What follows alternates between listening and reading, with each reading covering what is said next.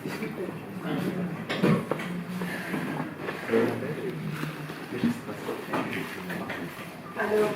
bonjour à tous. Bonjour Fanny Ardant, merci d'être là. Merci de faire la confiance du lancement de votre livre Cher Curial. Donc, ce livre est issu d'un film produit par Prolia, Scopia Film, et le livre, avec Éric Bitoun et Adèle Charvet ici présents, et le livre est issu de la rencontre entre Alexandra Sokolov, ici présente, et Fanny Ardant et Éric Bitoun. Donc nous vous souhaitons la bienvenue. Nous allons bientôt pratiquer l'extinction des feux parce que le film va être projeté. Voilà, donc je voulais vous prévenir afin que nous puissions projeter le film, je vais laisser Alexandra et Fanny parler pour présenter la soirée et qu'ensuite nous regarderons le film pendant 25 minutes, après quoi la discussion pourra reprendre. Merci.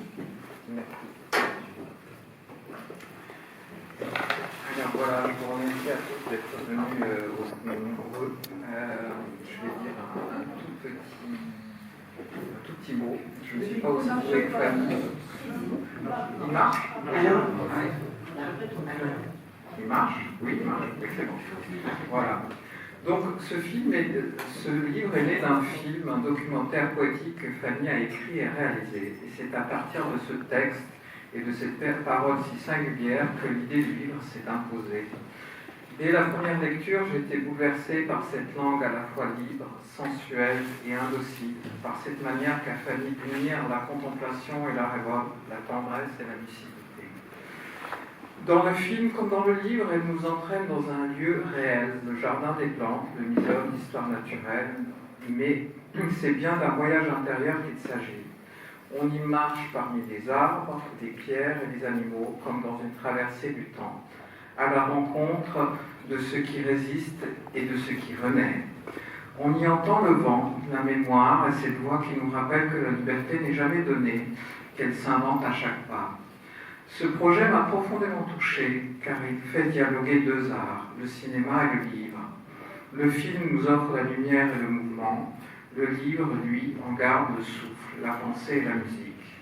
Ensemble, ils forment une œuvre totale, à la fois visuelle et intérieure.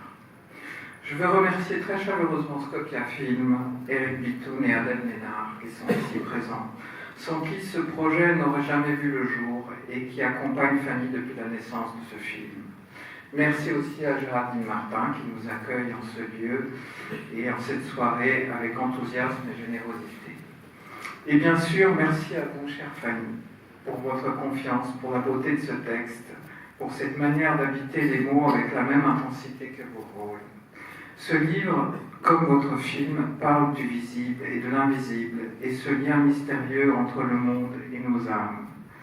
Et fidèle à son titre, il n'a pas peur du bruit de ses ailes. Je vous propose donc de découvrir le film, et nous aurons l'occasion d'en parler tout à l'heure.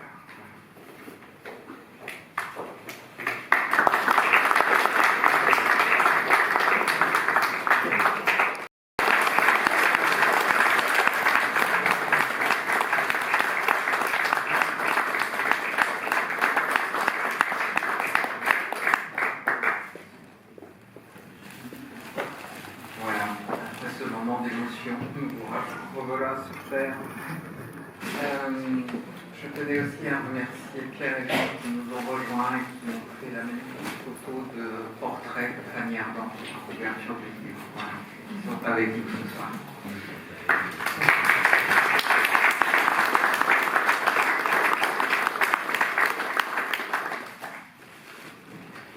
Alors, je vais commencer un petit peu à parler du film, puisque c'est le point de départ de tout. Éric et Adèle, ce projet fait partie d'une collection singulière, un cinéaste, un lieu emblématique. Comment s'est imposée l'idée de confier à Fanny Ardant ce projet? Quelle était votre manière de faire le film? Je passe le micro. Bonsoir, vous pouvez revenir avec moi. Oui, alors, nous on a une chose à dire parce qu'évidemment le film prend toute la place ce soir et le livre bien sûr. Mais l'idée est qu'avec Adèle on a imaginé une collection sur le thème un cinéaste cinéaste, un lieu emblématique. Donc on a proposé à des réalisateurs de cinéma de faire un film sur un thème qui les inspirait. Donc on a commencé avec Patrice Lecomte, il y a eu Jean-Pierre Mocky, il y a eu Serge Moiti, et Fanny Ardant a accepté également. Mais Fanny nous a dit tout de suite, moi, ce que je veux, c'est faire un film libre, sans contrainte, et c'est vrai que il y a peu d'espace à la télévision pour autant de liberté, mais il existe quand même quelques petits espaces. Et c'est aussi une façon de rendre hommage à Christophe Taudière, qui est peut-être là, qui est là, qui est le responsable de l'émission Histoire courte, qui a accueilli le film, et voilà, et qui nous a laissé toute l'attitude, enfin, pour Fanny, pour faire ce film. Non, je voulais simplement ajouter qu'en effet, quand on a parlé de la collection à Fanny, tout de suite, elle a songé au Jardin des Plantes, c'est venu comme une évidence. Et on a décidé de la suivre, en effet, en lui laissant comme héritier toute liberté. Alors, Fanny, le film, comme dans le livre, commence dans la forêt, un lieu d'enfance, de résistance, de transmission. Est-ce que cette forêt qu'on retrouve dans vos mots est une origine imaginaire ou un réel refuge presque vital? Non, c'est pas du tout imaginaire. J'ai passé toutes mes grandes vacances et la plupart du temps de mon enfance et de mon adolescence dans une maison qui était au milieu des bois chez mes grands-parents. Et que tout ce qui m'a formé, je l'ai appris dans cette forêt. Bien sûr que j'étais à l'école, mais tout ce que j'ai appris à l'école, à l'université, avec les lois de la société, m'a servi à certaines choses, mais la forêt m'a permis de grandir libre. Ce qui frappe dans ce texte, c'est justement la liberté de ton passé sans transition du conte à la philosophie, de l'enfance à la révolte. Comment avez-vous trouvé cette forme très singulière, presque musicale, qui semble abolir les frontières entre poésie, mémoire et cinéma? Je pense que j'ai tout de suite pensé à un personnage qu'on ne verrait jamais, qui serait le guide de Jardin des Plantes, et que c'est elle qui prendrait le pouvoir, qu'elle parlerait de tout ce qu'elle aimait, ce qu'elle croyait, ce qu'elle était prête à se battre pour. Donc, mais aussi, parallèlement, je voulais traiter la pierre, l'herbe, l'animal et l'homme.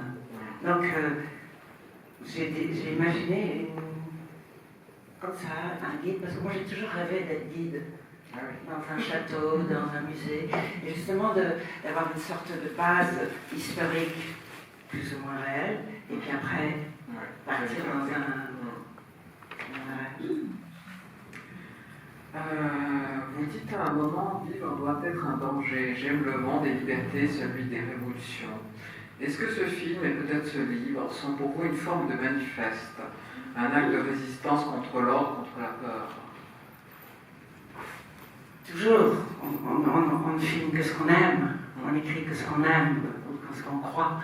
Donc, j'ai toujours pensé que, moi très jeune, comme vous m'avez dit, cette forêt qui m'a tellement été utile, très vite, déjà à l'école, j'ai compris que toute autorité était discutable et discutée. Et que rien ne vous empêchait de réfléchir par vous-même, et qu'en fait, le plus grand ennemi de soi-même, c'était la peur. Ou la peur de ne pas plaire, ou la peur de ne pas être accepté. Mais qu'au fond, comme on n'avait qu'une vie, allez, tant pis. Et puis, à ce titre magnifique, ne crains pas le bruit de mes ailes, c'est à la fois une promesse, une protection, une injonction à oser. Si vous deviez le dire aujourd'hui, à qui s'adresse-t-il? À un ange, à un enfant, à une femme libre ou à chacun de nous? Qu'aimeriez-vous que le lecteur garde une fois refermé ou une fois vu ce film? Ne crains pas le bruit de mes ailes. J'aimerais qu'il pense que j'ai fumé une herbe magique.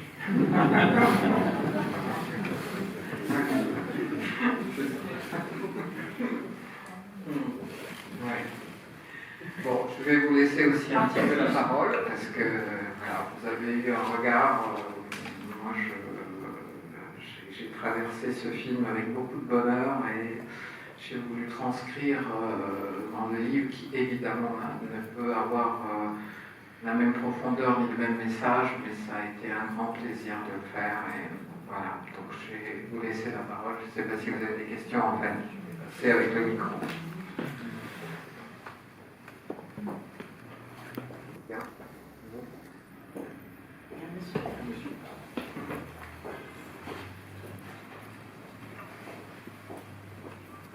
Merci infiniment.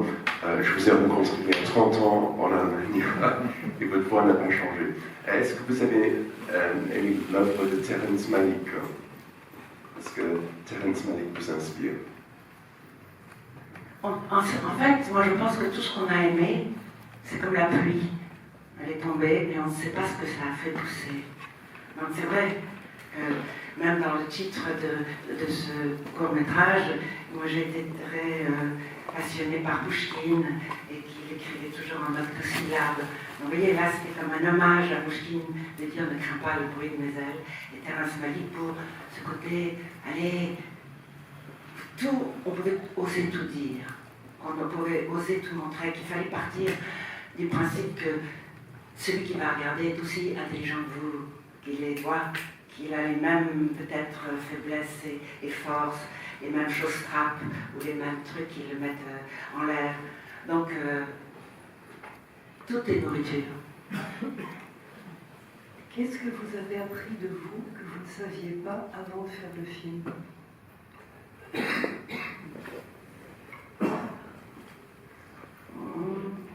J'ai appris à ne pas me mettre en colère déjà. Parce que je suis de nature nerveuse. Et après, je sais qu'un tournage, c'est une équipe et que chacun fait ce qu'il doit faire et qu'il lutte et pour la plus belle lumière et pour le plus beau son, etc. Donc, mais j'ai appris, au fond, à le faire exister un peu plus, mon ange. Et qu'est-ce que le livre apporte par rapport au film? Je ne sais pas, un film, je ne sais jamais ce qu'il apporte. Pour moi, un film ou un livre, c'est comme une bouteille jetée à la mer. On ne sait pas qui va l'ouvrir, on ne sait pas qui va le regarder, on ne sait pas qui va le lire. Donc, il ne faut jamais écrire ou pour une tranche d'âge, ou pour voir. Il faut jeter sa bouteille à la mer. Et ça veut dire que le livre est comme une trace sur le sable et que le film serait la vague. Quelque chose comme ça. Oui. Ouais. C'est bien.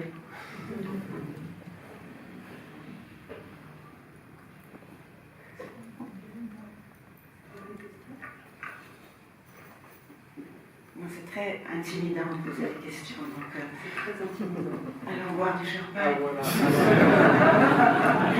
Et vous accepterez pas volontiers de faire des dédicaces? Une ou deux. Une ou deux.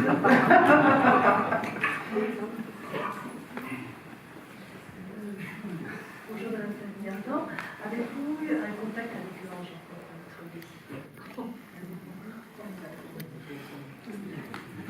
Je ne pourrais jamais répondre à cette question. C'est trop intime.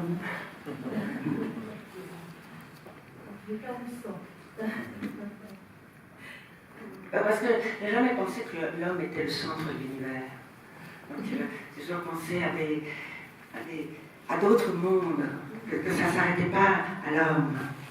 Et que c'est pour ça que cette chaîne de la pierre, de l'herbe, parce que c'est vrai que moi, à chaque fois que je me promène dans Paris, j'avais toujours été ces grands bâtiments de pierre durs, forts, et puis tout d'un coup, on voit une petite touffe d'herbe, c'est magnifique. Voilà, l'herbe, la eu. Donc, il faut penser qu'on n'est pas à la fin de la chaîne. Bien, je pense que le champagne nous attend. Merci beaucoup.